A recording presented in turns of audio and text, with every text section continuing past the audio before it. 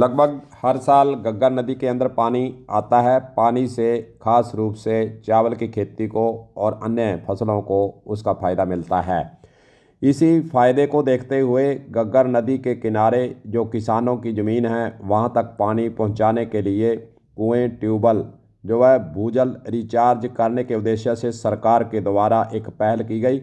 उससे फ़ायदा भी हुआ और पानी वहाँ पर जो रिचार्ज होता है, पानी वहाँ पर जो घग्गर नदी के अंदर खड़ा रहता है उससे फ़ायदा रहता है। वहाँ पर जो ट्यूबवेल लगाए गए हैं उनमें से पानी लेना बड़ा ही आसान है और पानी की वहाँ प्रचुर मात्रा भी होती है।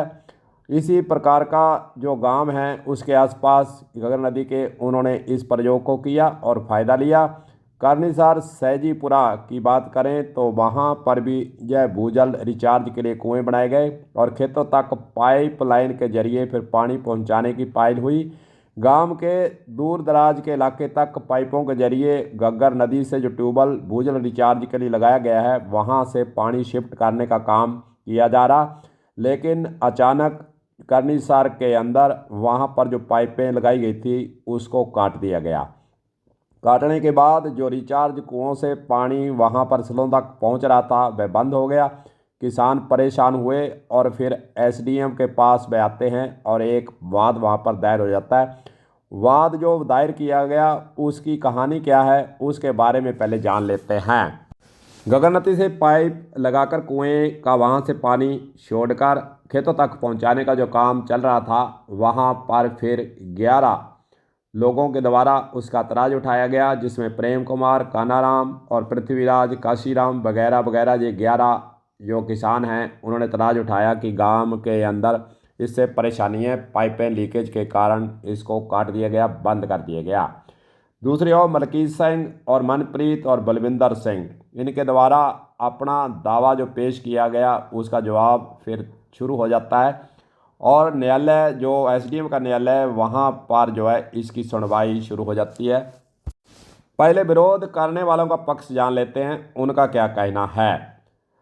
अधिवक्ता प्रार्थीगण न्यायालय के समक्ष प्रार्थना पत्र अंतर्गत धारा 152 भारतीय नागरिक सुरक्षा संहिता प्रार्थना पत्र के साथ यह धारा 161 भारतीय नागरिक सुरक्षा संहिता प्रस्तुत कर यह कहा कि गांव करनीसर के निवासी हैं। गांव की गलियों में किसानों द्वारा डाली गई भूमिगत पाइपलाइनों के लीकेज से प्रभावित होने वाले पानी से गलियों में जल भराव होने से बाधा उत्पन्न हो रही है, न्यूसेंस फैल रहा है और करनीसर के उत्तर दिशा में घग्गर नदी के तटवर्ग के अंदर नलकूप स्थापित किए हुए हैं।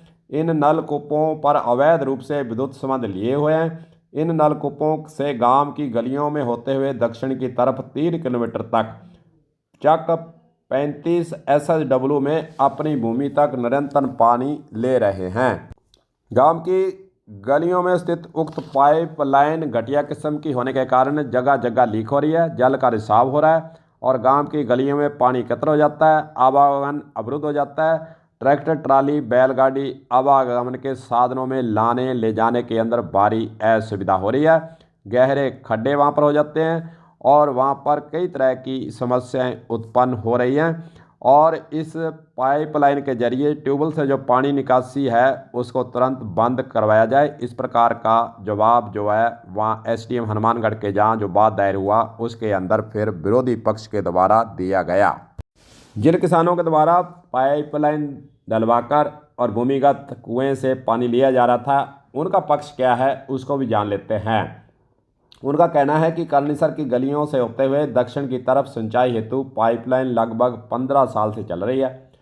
पाइपलाइन से आज तक किसी को कोई नुकसान नहीं हुआ है। स्वयं अपने खेतों में पाइपलाइन डालेगा तो वह उच्च क्वालिटी का ही लीकेज का ध्यान रखते हुए सावधानी पूर्वक किसान डालेगा, घटिया सामग्री का प्रयोग नहीं करेगा। प्रार्थीगणों ने यह कहा कि उक्त पाइपलाइन घटिया किस्म की होने की जगह जगह लीक हो रही है या जल रिसाव हो रहा है या गलियों में पानी इकट्ठा होने के आवागमन अवरुद्ध हो रहा है।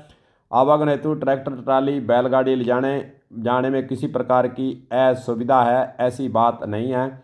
और बिना जो है आक्षेप लगाए हुए हम कहना चाहते हैं कि इस प्रकार किसानों के द्वारा 15 सालों से जो पाइपलाइन डाली गई थी वह अच्छी किस्म की थी, लीकेज नहीं था और किसान लगातार इस जो सरकार की योजना है जल भूजल को इकट्ठा करना, फिर उसको वहाँ से खेतों तक पहुँचाने के लिए पाइपलाइन के जरिए सिंचाई करना किसानों के जो हित का मामला है। इसलिए जो पक्ष के द्वारा हमारे ऊपर आरोप लगाए गए हैं वह तथ्यहीन है। इस प्रकार की बात जो पाइपलाइन डाले हुए किसान सिंचाई पानी वहाँ से ले रहे थे उनका कथन एसडीएम की कोर्ट के अंदर किया गया। पुलिस के पास भी यह मैटर जाता है और जांच की जाती है। उसके अंदर भी जो जांच रिपोर्ट के अंदर आया कि जो आरोप लगाए गए हैं वह सही नहीं है और जो लीकेज वाटर वर्क्स की पाइप हो या अन्य किसानों की पाइप हो, कहीं भी कहीं लीकेज होने की समस्या हो तो उसको ठीक समय अनुसार करवाए जाता रहा है। इसलिए जो एफआईआर दर्ज कराई उसके अंदर जो तथ्य है, जो आरोप लगाए गए थे वह सही नहीं है। इस प्रकार की जांच रिपोर्ट के में भी पाया गया। एसडीएम हनुमानगढ़ के द्वारा दोनों पक्षों को सुना गया और निष्कर्ष यह निकाला गया, उसके बारे में भी आपको बता देते हैं।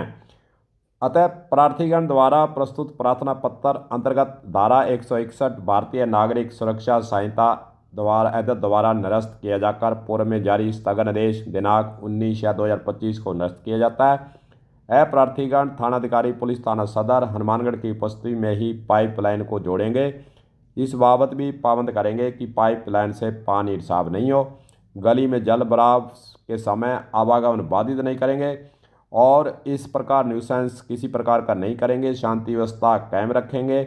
और यह निर्णय 26/9/2025 को मजिस्ट्रेट हनुमानगढ़ जो कि उपखंड अधिकारी होता है उसके द्वारा सुना दिया गया और पाइपलाइन को वापस जोड़ने की बातें वहां पर करनीसर के अंदर फिर चल निकली, जिनके द्वारा पाइपलाइन लीकेज और जल भराव और फिर खड्डे होने की बातें कही गई थी। उनके द्वारा फिर उच्च न्यायालय यानी एडीजे डीजे कोर्ट के अंदर वे पहुंच जाते हैं, वहां पर भी मामला चलता है और जो एसडीएम के द्वारा निर्णय दिया गया था एडीजे कोर्ट के द्वारा भी उस निर्णय पर मोहर लगा दी जाती है और फिर शिकायतकर्ता जो कि पाइपलाइन का विरोध कर रहे थे वे हाईकोर्ट पहुँच जाते हैं।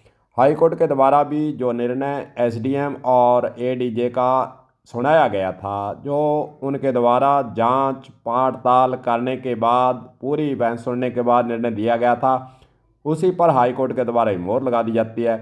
उसके बाद फिर बात आती है जिला प्रशासन के पास कि पाइपलाइन को इन कोर्टों के निर्णय के अनुसार एसडीएम का स्वयं का निर्णय है कि पाइपलाइन जोड़ी जाए, एडीजे का निर्णय है पाइपलाइन जोड़ी जाए, हाईकोर्ट के द्वारा कहा गया पाइपलाइन जोड़ी जाए और 3 कोर्टों का निर्णय है। उसके बाद फिर किसान जो है पाइपलाइन जोड़ने के लिए मशक्कत करते हैं। पाइपलाइन नहीं जोड़ने पर वे अभी परेशान दिखाई दे रहे हैं। करनीसर पाइपलाइन का मामला, नहीं जोड़ने का मामला, किसानों को आर्थिक नुकसान का मामला अखिल भारतीय किसान सभा के पास पहुंच चुका है। कल प्रेस कॉन्फ्रेंस की गई और जानकारी पूरे विस्तार से इस संबंध में दी गई कि किसानों की जो मांग है प्रशासन उसका सहयोग नहीं कर रहा है, कोर्टों का निर्णय होने के बाद भी उसको लागू नहीं कर रहा है।